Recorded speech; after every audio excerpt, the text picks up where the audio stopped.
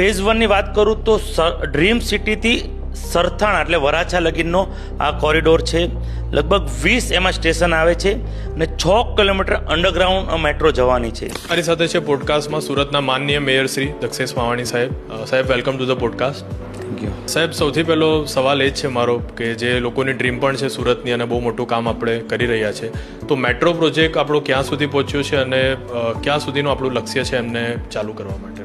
હું વાત કરું મેટ્રો ટ્રેનની 2 ફેઝમાં કામ અત્યારે શરૂ છે. એક 21 કિલોમીટર ડાયમંડ કોરિડોર અને એક 18 કિલોમીટર ટેક્સટાઇલ કોરિડોર.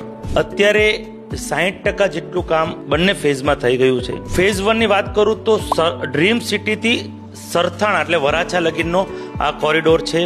લગભગ 20 એમાં સ્ટેશન આવે છે અને 6 કિલોમીટર અંડરગ્રાઉન્ડ મેટ્રો જવાની છે.